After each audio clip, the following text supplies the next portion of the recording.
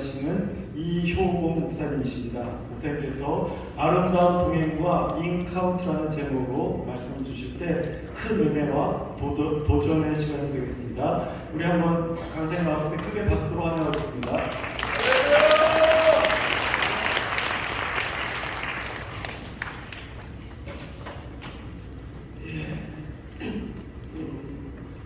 제가 이 목소리가 컨디션이 지금 최악의 상황이라서 양해 말씀 좀 구하고 싶어요. 지금 잘 들리시는가요? 네. 뒷동네 괜찮으십니까? 네, 감사합니다. 저는 인천 아름다운 꿈의 교회를 개척해서 여기까지 잘 섬기고 있는 이효봉 목사입니다.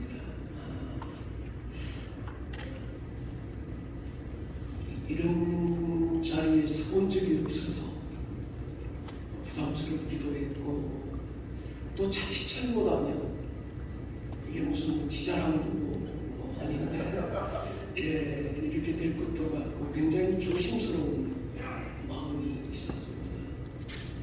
우리 교회나 제 자랑이 아니라 그냥 총회측에서 아름다운 꿈의 교회가 여기까지 온 과정들, 또 지금 하고 있는 것들 그냥 편하게 얘기해 주면 좋겠다 그래서 뭐 원자리도 모르고 그냥 왔는데, 여러분 한 시간 한 50분 같이 또 잘한 건 잘한 것대로, 또 좀 못하고 부족한 건 그대로 또 여러분들이 받아주시고 또 격려해 주시면 좋겠습니다.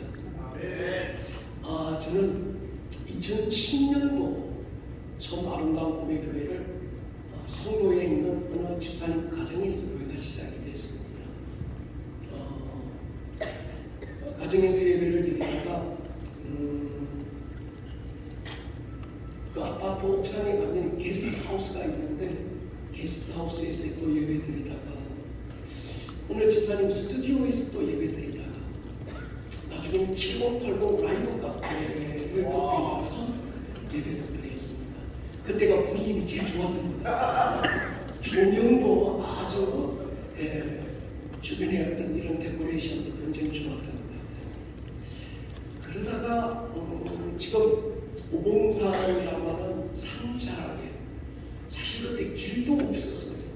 거기 교회를 틀을 잡고 지금 이제 16년째 접어든 것 같습니다.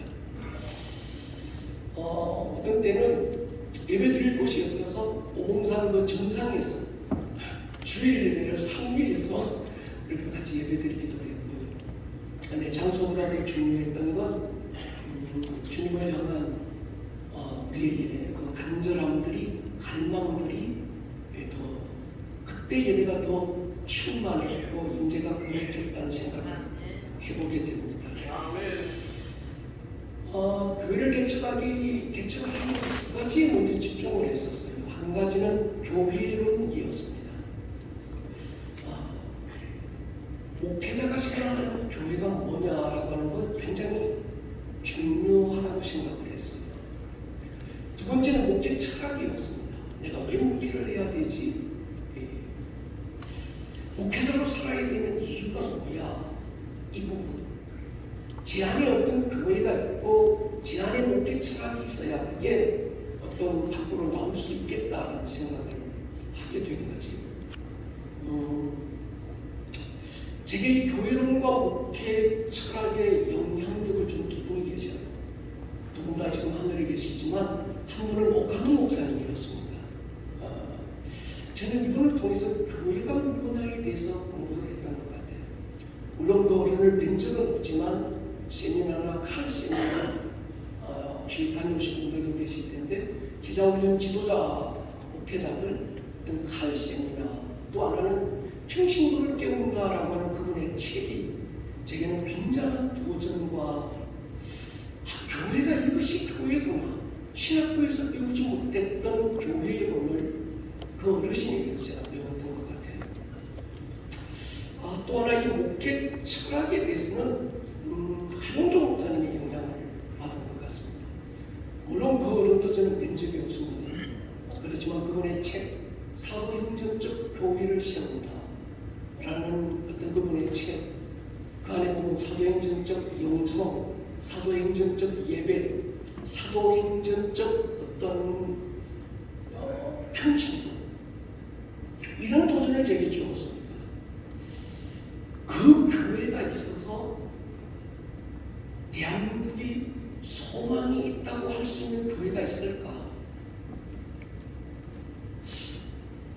그게 강남에 있는 교회든 아니면 어디에 있는 교회든 이 대한민국 안에 그 교회가 있어서 대한민국이 소망이 있어 할 만한 교회를 꼽으라고 한다면 사실 저도 찾을 수가 없더라고요. 수만 명이 모이고 금배지들이 모이고 많은 VIP들이 모인다고 하는 그 교회들이 그곳에 있어서 과연 한국이 소망이 있을까? 라는 어떤 퀘션 말이죠. 근데 자신이 돼요. 그래, 이 교회가 대한민국에 있어서 대한민국은 소망이 있어 할 만한 교회를 선뜻 내놓기가 쉽지 않았습니다. 그런데 사도행전에 나오는 어떤 그 교회가 서울 강남이 아니고 아니면 저 전라도 어떤 어촌 아니면 강원도 저 산골 어딘가에 있다면 그 교회가 크고 화려하지 않아도 그 교회가 그곳에 있음으로 인해서 대한민국이 소망이 있다고 할 수 있지 않을까. 아멘. 이런 생각을 해봤습니다. 아멘. 그래서 그때 교회가 처음 시작하면서 그래, 어디에서나 흔하게 찾아볼 수 있는 교회 말고 사도행전적 교회를 갈망하기 시작했습니다. 사도행전적 교회는 어떤 교회일까? 많은 교회들이 초대교회로 돌아가자. 우리 주님이 땅에 오셔서 몸을 입고 오셔서 그리고 하늘로 가시면서 내 몸된 교회라 나의 신부라고 했던 그 교회, 원형의 교회, 때묻지 않았던 바로 그 교회, 사도행전의 교회는 어떤 교회일까에 대한 고민, 그걸 많이 했던 것 같아요. 평신도도 마찬가지죠. 사도행전적 영성, 네가 믿는 너희 하나님이 어디 있느냐고 묻는 사람들에게 내가 믿는 하나님은 여기 있어 보여줄 수 있는, 그리고 내 하나님은 이런 하나님이라고 증거할 수 있는 그런 영성 말이죠. 왜? 뒷동네 사람 안 들립니까? 여기 모니터가 너무 크니까 모니터는 빵빵하게 들리는 것 같아요. 모니터를 조금 줄여주시면 제가 꼭 볼륨을 조정할 수 있을 것 같습니다. 예배도 마찬가지입니다. 어떤 또 한 번의 예배가 중요한 게 아니라 사도행전 16장에서 바울과 실라가 빌립보 지하 감옥에서 드렸던 그 예배, 그게 무슨 화려한 어떤 이런 예배 환경이나 아니면 대단한 어떤 뮤지션들이 찬양을 인도하고 그런 게 아니래도 땅을 진동시킬 수 있고 옥문을 붙들릴 수 있고 그 한 번의 예배가 그 도시의 영적 경기를 바꿀 수 있는 그런 예배, 그런 평신도에 대한 갈망이 제 안에 있었습니다. 저는 이 두 어른을 만나뵌 적은 없지만 세미나와 책을 통해서 많은 영향을 받았어요. 근데 이 두 분의 그 영성의 결은 조금씩 달랐던 것 같은데 결국은 한 방향으로 흐르더라고요. 그게 평신도 훈련이었습니다.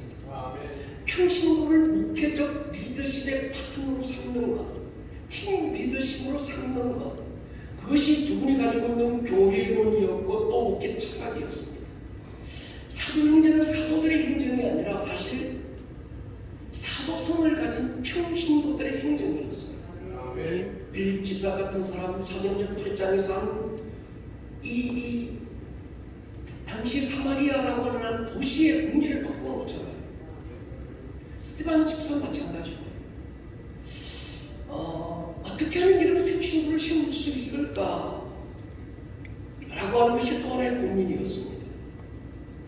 제가 참 감사했던 건 이만큼 목회하고 돌아보니까 목회하는 과정 속에서 어떤 멘토가 될 수 있는, 어떤 얼굴로 만나본 적은 없지만 제 목회에 어떤 영향력을 주고 받을 수 있는 어떤 그런 분들이 한국 교회 안에 계셨다는 것이, 승배 목사님들이 계셨다는 게 제게는 가장 큰 복이기도 했고 행운이기도 했던 것 같아요. 요즘 그 오카노 목사님의 칼 세미나를 제가 오래전에 한번 갔었던 적이 있습니다. 그분 살아계실 때 거의 그 말년이었던 것 같아요. 거기서 일주일 동안 칼 세미나를 여기 그 안성에 있는 사랑의 수양관에서 하면서 참 많이 울었던 것 같습니다. 그걸 회개를 많이 했던 것 같아요. 그분이 광인론, 이분은 그 사람에게 미친 분이었던 것 같아요.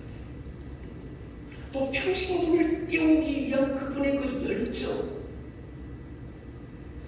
그런 것들이 굉장히 도전이 되기도 했고, 또 그분 앞에 서서 제 자신의 어떤 일은 못나오고 부끄러운 모습들이 보여서 참 많이 울었던 시간이기도 했던 것 같습니다. 그래서 저는 목회적 팀 리더십을 부교육자들이 아니라 평신도들을 내 목회적 팀 리더십으로 삼으려고 결정을 했습니다. 그리고 평신도를 어떻게 실어나갈 것인가, 어떻게 훈련해 나갈 것인가에 대한 고민, 기도, 이런 것들이 참 많았던 것 같습니다. 근데 평신도들, 보통 우리가 보면 부목사님들이나 신학교를 졸업하고 전적으로 헌신되어 있는 분들을 목사님들이 목회적 파트너 또는 팀 리더십으로 세우면 굉장히 리더십이 편합니다. 훈련되어 있고 헌신되어 있기 때문에. 근데 평신도들은 처음부터 훈련을 해 나가야 되는 거예요. 그러다 보니까 시간도 오래 걸렸고 제일 힘들었던 것이 평신도들의 자상을 바꾸는 게 쉽지 않더라고요.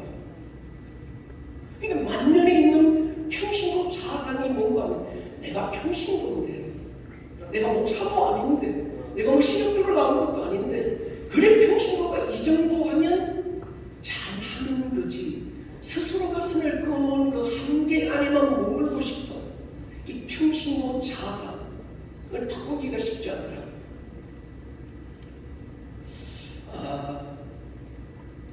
평신도에게 그런 도전을 주었던 것 같습니다. 여러분,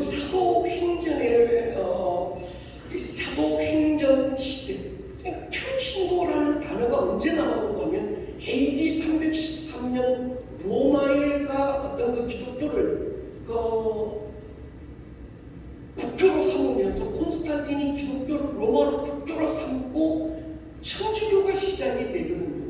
당시 바벨론 종교가 짬뽕이 된 천주교가 시작이 되면서 그때 당시 사제들 그룹이 중심이 되고, 사제들 그룹에 반대되는 남아있는 또 하나의 평신도 그룹을 이름을 뭘로 할 것인가 할 때 라오스라고 하는 평신도라는 단어가 사실 그때 시작이 됐었습니다. 그전에는 평신도라는 단어가 없었던 거죠. 사도행전 쪽 교회의 핵심은 사실은 평신도 행전으로서 평신도들이 교회 주체가 돼서 어떻게 세워나가는지를 우리에게 보여주는 것이 사도행전이었습니다. 그래서 제일 먼저 교회가 뭐냐라고 할 때 교회 두 가지 패러다임을 한번 비교를 한번 해봤습니다. 전통적 교회의 패러다임은요, 보통 여러분 그 운동장에 가보면 세 종류의 사람들이 있습니다. 한 종류는 선수, 감독, 코치, 그 다음에 관중들이 있어. 전통적 교회가 가지고 있는 패러다임의 선수는 목회자들입니다. 신학 공부를 하고 헌신된 어떤 이런 목회자 그룹이 교회, 전통적 교회에 뛰고 달리는 선수들이 있어요. 관중은 평신도예요. 구경하는 겁니다. 근데 구경하는 구경꾼은 절대로 구경만 하고 있지 않습니다. 판단자가 돼요. 평가자로 씁니다. 누구는 잘 뛰는데 누구는 못 달려, 누구는 열심히 하는데 누구는 덜 열심히 하는 것 같아. 점수 매기고 체크하는. 지가 뛰고 달리면서 지가 평가하는 사람은 잘 없습니다. 교회 안에도요, 목사님 잘하니 못하니 누가 막 어떤 사역을 잘하니 못하니 하는 사람들 보면 일 안 하는 사람들이 되게 그 일을 하잖아. 자기가 일하면서 그 얘기는 잘 않거든. 사도행전적 교회 패러다임을 공부하면 사도행전에 나오는 뛰고 달리는 선수들은 평신도들이었습니다. 어리스길 나온과 같은 사람, 성경에 나오는 많은 평신도들 말이죠. 그래서 사도행전적 교회에 뛰고 달리는 선수는 평신도. 그 다음에 목회자는 뭐하는 사람입니까? 이 사람들은 코치 스태프들인 거예요. 여러분 옛날 히딩크의 리더십이 조명받을 때 히딩크가 공을 잘 찬 건 아니었어요. 뭐 엉덩이 이만하고 배불러 나오고 그 사람 공찰하고 공찰 수나 있겠습니까? 근데 히딩크가 했던 일은 뭐고 하면 무명의 이영표나 박지성이 같은 사람들, 이 사람들 안에 있는 가능성을 본 거예요. 그 안에 있는 어떤 사자를 본 거지. 그리고 그걸 끄집어내주고 동기부여해주고 뛸 수 있는 필드를 제공해주는 거예요. 그것이 감독들, 코치 스태프들이 하는 일이구나. 목회자가 하는 역할이 뭘까요? 목회자가 열심히 뛰고 잘 뛰는 게 아니거든요. 목회자는 선수들을 잘 뛰게 만드는 사람이라고 생각했습니다. 보통 리더십에 네 가지 비유가 있더만 여러분 똑개 연구인데요. 똑똑한데 게으른 사람, 똑부가 있답니다. 똑똑한데 부지런한 사람, 멍게가 있대요. 멍청한데 게으른 사람, 멍부가 있답니다. 멍청한데 부지런한 사람. 제일 문제되는 리더십이 유형이 뭐일까요? 멍청한데 부지런한 사람 제일 문제됩니다.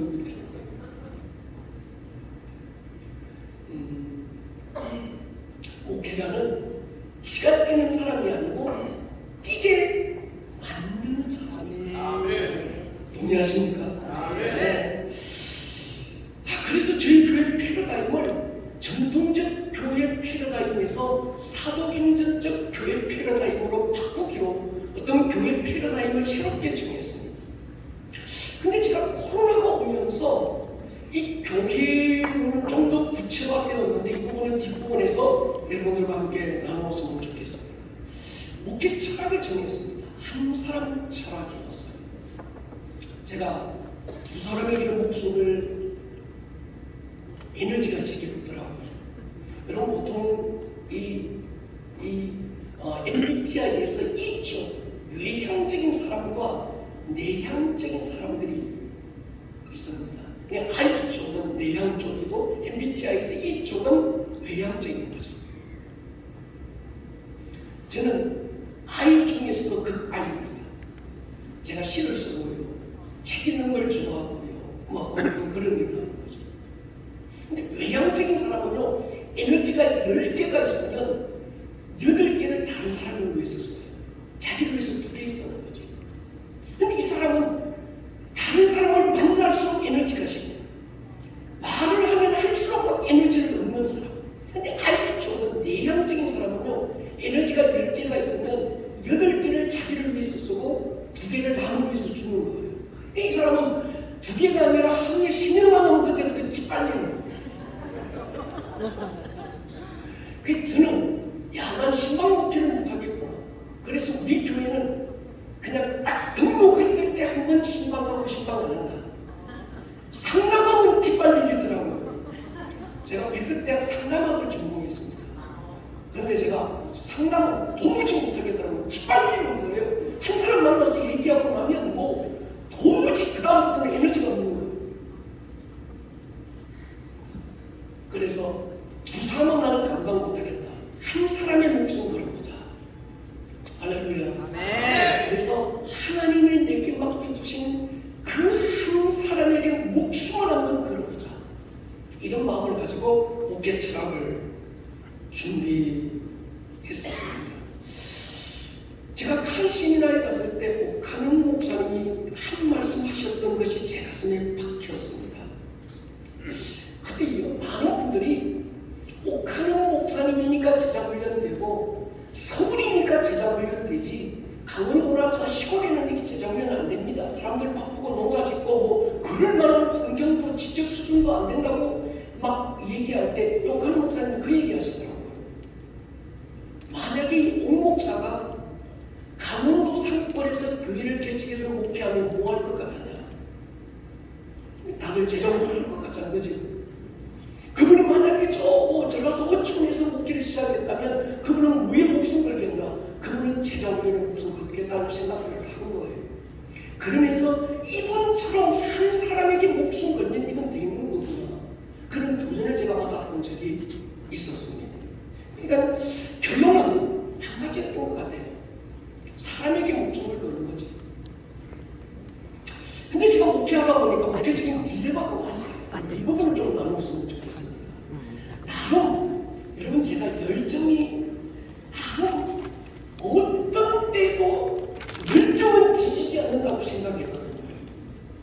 제가 해병대 출신입니다. 제가 우리나라 이 격투기에서 1등한 사람이에요. 별로 그렇게 안 보이죠? 제가 선수 때 열정을 어떻게 못해서 젊은 시절에 격투기에 몸을 던졌어요. 그래서 TBC 텔레비전 있을 때 막 텔레비전도 나오고 부산 구덕실내체육관에서 우리나라에서 제가 1등 했었어요. 그런 어떤 뜨거운 열정이 있었는데 열정을 가지고 목표를 열심히 해나갔는데 딜레마가 한번 왔었습니다. 첫 번째 딜레마가 뭔가 하면 전도가 안 되더라는 거예요. 전도, 대한민국의 모든 전도 방법들은 제가 거의 다 해본 것 같아요. 그런데 결론을 내보니까, 결과를 보니까 그 전도를 통해서 구원받는 사람들이 몇 안 됐어요. 첫 번째가 뭔가 하면 전도에 대한 성도들의 인식과 실제적인 인식의 차이가 있다는 걸 발견했습니다. 우리가 전도에 대한 이론적 인식들 있잖아요. 목사님들 설교 많이 하시잖아요. 전도는 이런 거야. 첫 번째 이론적인 인식이 뭔가 하면 전도는 구원받은 자의 감사다. 지 구원받아놓고 남한테 그 구원을 안 주는 건 이건 하나님 앞에서 바울이 말했던 것처럼 화다. 막 이런 생각도 우리 가지지 않습니까? 두 번째, 전도는 불타는 사명이다. 막 전도, 가슴이 뜨거운 사람, 이건 사명이야. 땅 끝까지 복음 전해야 돼. 이건 뭐 이론적인 인식이에요. 세 번째, 이웃 사랑의 철저. 어떤 나라의 정보도 중요하고 이것저것 다 중요하지만 그 영혼이 구원받는 것보다 더 큰 사랑은 없다. 그 정도가 뭐냐? 이웃 사랑의 절정이다. 이론적인 인식이죠. 네 번째는 성령 충만의 증거가 전도다. 영혼 구령의 열정은 성령 그분이 우리 안에 오시면 그분이 우리 안에 하나님의 열심 부어주셔서 전도하지 않고서는 목적되게 만든다. 그래서 성령 충만하면 다 전도하게 된다. 전도는 예수님의 절대 명령입니다. 전도는 주님의 도구로 쓰임받는 영광스러운 것이고 한 영혼을 옳은 대로 인도한 사람은 하늘의 별처럼 빛나게 만든다. 전도 하늘나라의 가장 큰 상급이다. 이런저런 헌신도 큰 상급이지만 제일 큰 상급은 전도에 대한 영혼 구원에 대한 상급이 제일 크다. 하나님이 가장 기뻐하는 게 뭘까? 하나님으로 춤추게 만들 수 있는 것, 그건 영혼. 아버지를 떠났던 한 탕자가 아버지께 돌아오게 만드는 것, 그게 가장 큰 하나님의 기뻐하십니다. 맞습니다. 전도가 뭡니까? 축복의 통로다. 전도가 뭐냐? 뜨거운 열정, 첫사랑, 은혜의 감격. 이것이 성경이 말하는 또 목사님들이 설교하는 우리 모든 평신도들이 알고 있는 이론적인 전도에 대한 인식들이었어요. 근데 제가 교회 안에서 설문조사를 하면서 자, 이게 전도에 대한 어떤 우리가 가지고 있는 성경적인 견해이기도 하고 이론적인 어떤 인식이기도 하다. 근데 실제 당신들이 느끼고 있는 전도에 대한 인식이 뭐냐? 물어보니까 전도는 부담스럽대요. 목사님들도 전도 부담스럽잖아요.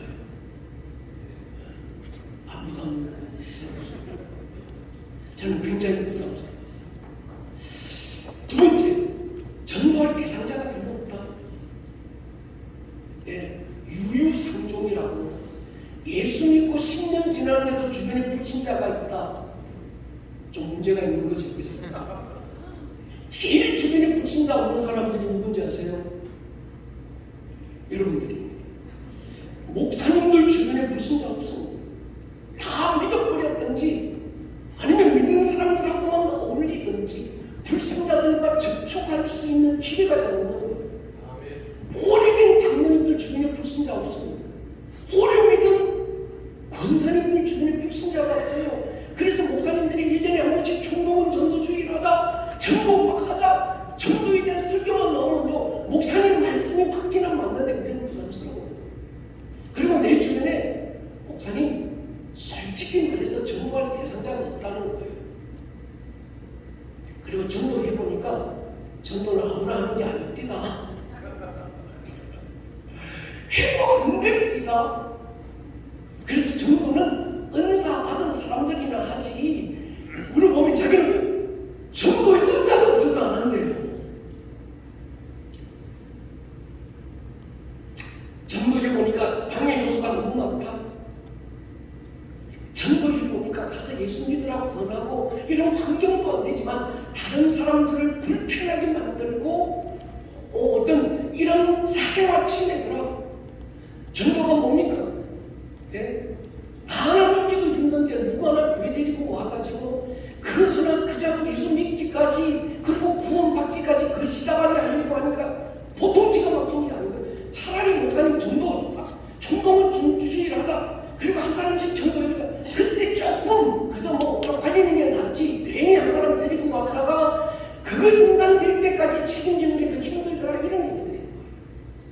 여러분 동의가 되십니까?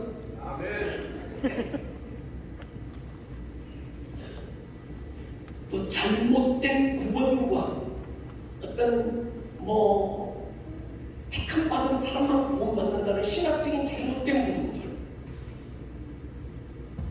그리고 전도회 와도 교회가 책임 못 지더라고요.